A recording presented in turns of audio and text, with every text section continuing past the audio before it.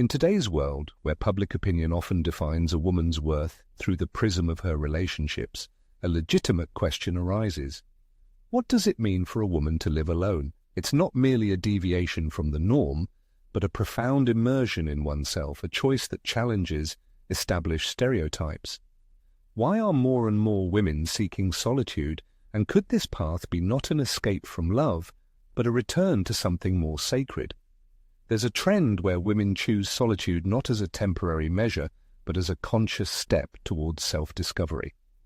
Society sometimes labels them as lonely rebels or even incomplete individuals. However, as Carl Jung argued, there's a deeper meaning hidden in this phenomenon. A woman's solitude becomes a catalyst for her inner transformation. This choice implies confronting the animus, the inner masculine principle, integrating her own shadow, and, as a final result, the process of individuation, becoming a whole person, regardless of the call. Presence of a partner. It's not just about living alone, but about the truth that many women experience in the silence of their hearts.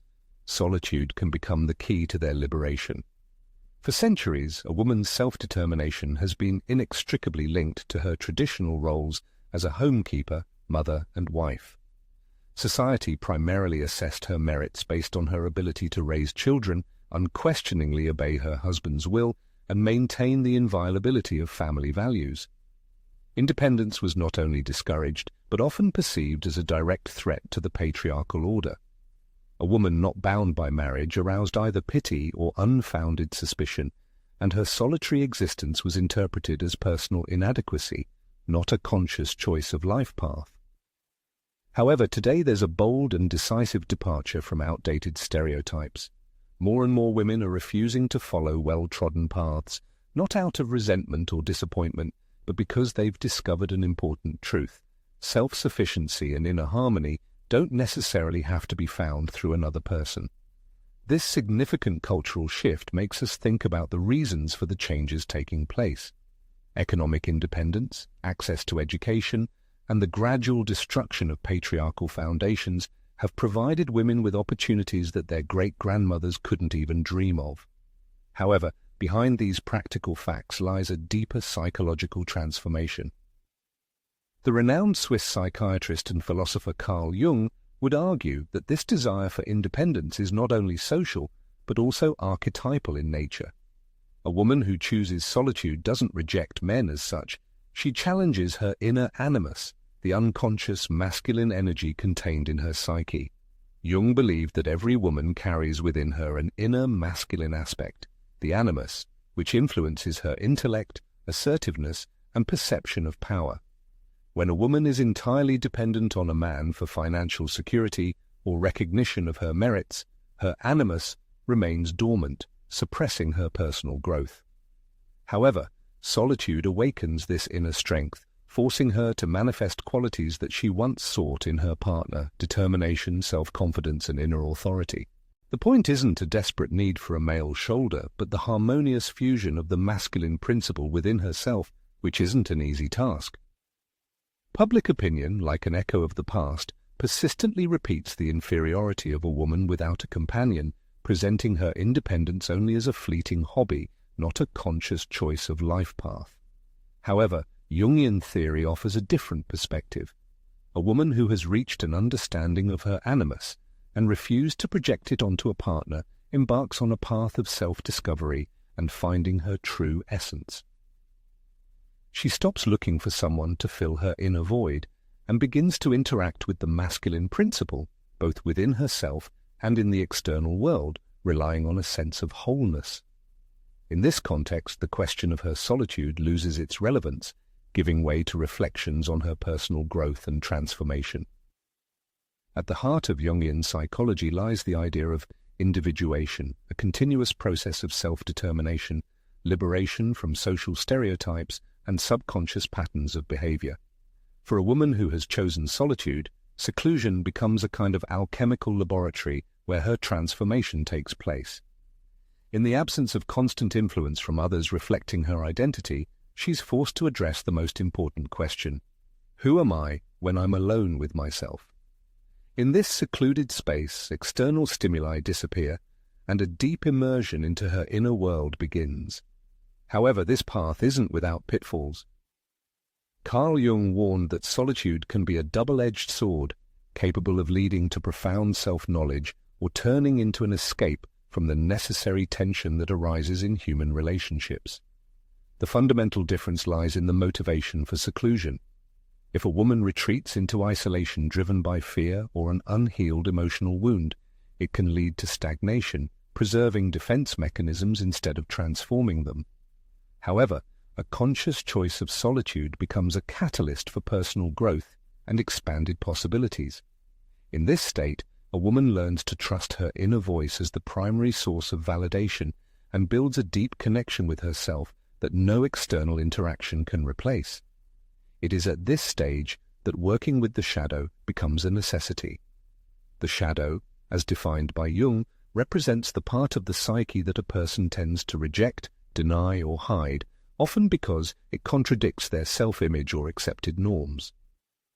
For a woman who has chosen the path of solitude, the shadow can manifest in unexpected ways. For example, the fear of loneliness can transform from a quiet companion into a paralyzing dread. Societal judgment, expressed in phrases like, "You'll end up alone with cats," "You're too demanding," or "You're selfish," can echo in her mind, exposing a deeply rooted sense of shame. Even her independence can become a shadow if she over-identifies with it, using it as armor to protect herself from vulnerability and intimacy. It is in confronting these shadow aspects that the potential for her greatest transformation lies. By acknowledging her fear of loneliness, but not allowing it to dictate her decisions, she regains control over her life. By ceasing to perceive public opinion as the truth, she begins to define her own value.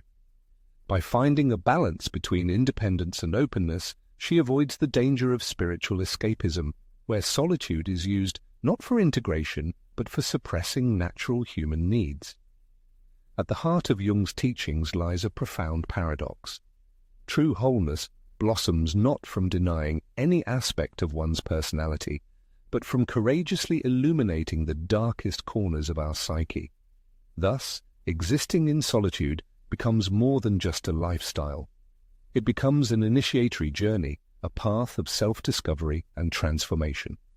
A woman bravely walking this path presents herself to the world not as a flawless or self-sufficient ideal, praised by society, but as something far more powerful and compelling, an authentic individual.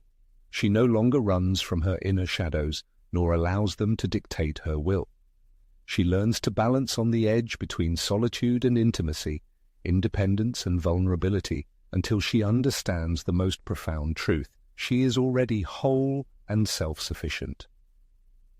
One of the most persistent stereotypes about women who choose solitude is that they are doomed to longing and isolation, as if solitude is synonymous with inner emptiness. However, it is important to understand that loneliness and being alone are completely different concepts. Loneliness arises from a feeling of detachment from the world and from other people, while being alone can be a consciously chosen space for deep communication with oneself, for self-reflection and restoration. Jung would undoubtedly argue that a woman who embraces her solitude not as a deficiency but as an opportunity fundamentally changes its essence.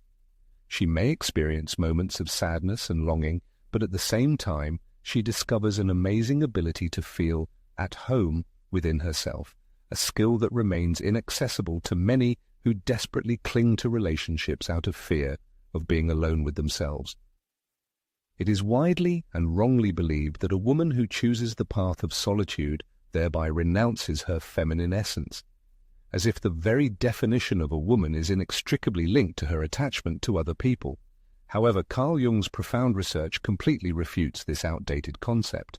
True femininity, in Jung's understanding, is not external attributes or social roles, but inner power, a unique way of life characterized by receptivity to the world, developed intuition, creative potential, and unwavering strength of spirit.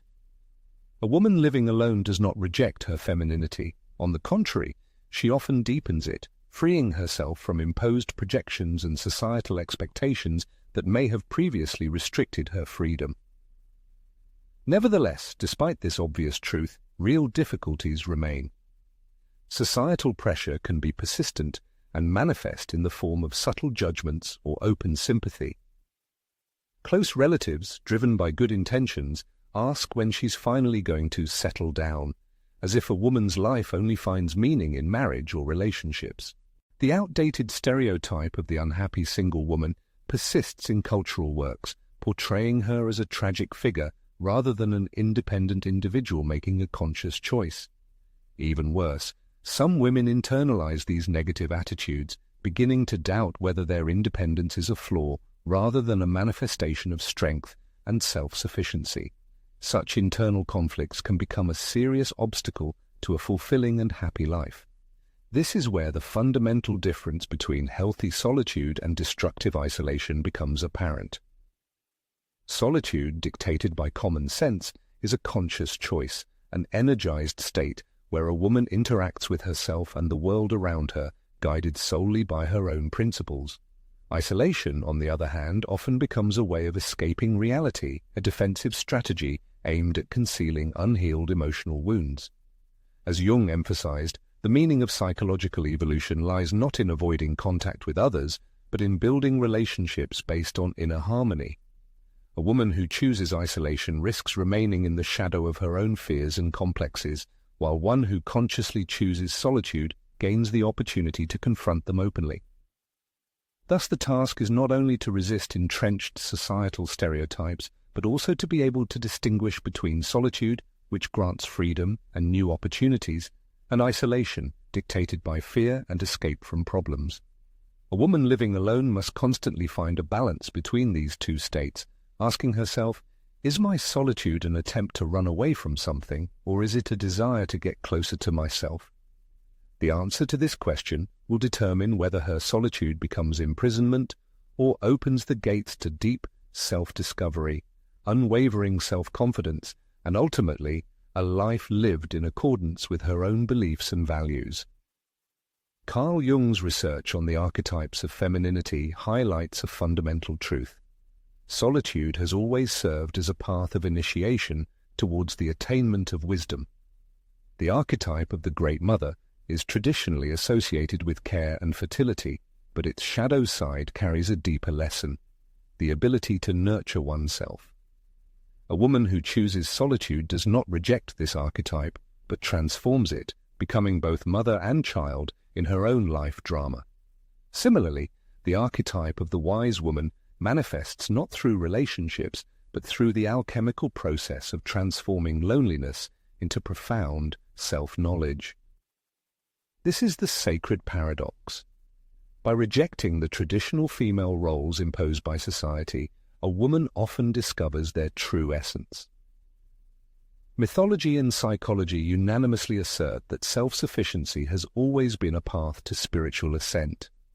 Ancient civilizations held deep respect for women living in solitude, from the virgin goddess Artemis wandering in the wilderness and freedom, to the Delphic oracles, whose wisdom stemmed from voluntary reclusion. These archetypal images serve as a reminder that a state that modern society often labels as loneliness has historically been recognized as a sacred space, a fertile void where profound transformations occur. Jung viewed this process as an integral part of individuation, where the rejection of external frameworks and definitions allows the true self to emerge. The modern woman walking this path becomes a participant in an ancient tradition of reclaiming female power. Human history holds many inspiring examples of how women have turned solitude into a powerful tool for self-discovery and personal growth. Take, for example, Artemis, the celebrated goddess of the ancient Greek pantheon, who consciously renounced marriage, preferring to wander along wild, untrodden paths. Her conscious choice of independence was dictated not by necessity, but by a deep devotion to her authentic self. Or consider Virginia Woolf, whose insightful work, A Room of One's Own, clearly articulated what Carl Jung, the eminent Swiss psychologist, would call the pressing psychological need for personal space necessary for the unfolding of a woman's creative energy. These remarkable women did not simply lead lonely existences, they skillfully used periods of solitude as a crucible in which their genius was forged and full self-realization occurred. Even mythical figures such as Baba Yaga, the colorful, frightening, yet wise old woman from Slavic folktales, vividly demonstrate how society often feels ambivalent, fear and need, towards a woman who occupies an isolated position. Modern voices continue this glorious tradition. Today's women share intimate discoveries made during their individual journeys. An artist who finds her unique voice only after years of silence. A successful executive who learns to unconditionally trust her intuition without constant consultations. A healer who reveals her gifts in silence and solitude. Their stories resonate with Jung's assertion that certain truths can only be grasped alone. One woman describes years spent alone as a period when she stopped pretending to be someone else and began to truly live her life. Another, reflecting in silence, admits, "I met parts of myself that I didn't even know existed, those that I had once abandoned." These frank testimonies reveal a universal truth.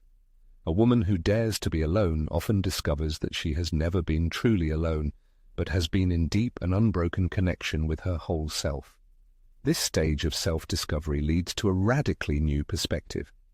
What if voluntary solitude is not a sign of deficiency, but an opportunity to establish a deep connection with the divine feminine essence within?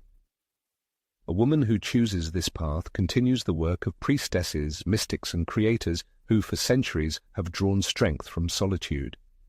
Her loneliness transforms from a lifeless vacuum into a sacred space where she can finally hear the whisper of her innermost wisdom. In Jungian terminology, she achieves the very individuation that many strive for, but few achieve, not merely independence, but genuine personal integrity, a return to her true essence. As we have seen, referring to Jung's legacy, a woman's decision to live alone is not simply a choice of lifestyle, but a deep psychological and spiritual journey. Solitude becomes a mirror, reflecting her unrealized opportunities, her animus, which must be integrated, her shadow, which must be faced, and the social stereotypes that must be broken in order to regain a sense of wholeness. This path is not about rejecting interpersonal connections, but about building deeper relationships with oneself. By doing so, she joins the ancient archetype of feminine wisdom, joining the ranks of women and mythical figures who have turned solitude into a symbol of sovereignty. In reality, the essence lies in rethinking the concept of solitude. It is not an escape from male society, but a bold step towards self-knowledge and acceptance of oneself in all fullness. It is a kind of declaration of independence, asserting that a woman's value and completeness are not determined by the presence of a partner, but grow out of her own willingness to explore the depths of her personality, reconciling in herself the masculine and feminine aspects, the light and dark sides, strength and vulnerability. And it is in this internal dialogue, in this journey to her true self, that a woman discovers an amazing truth, the love, recognition and sense of belonging that she had previously sought in vain in the outside world have always been within her own heart and mind.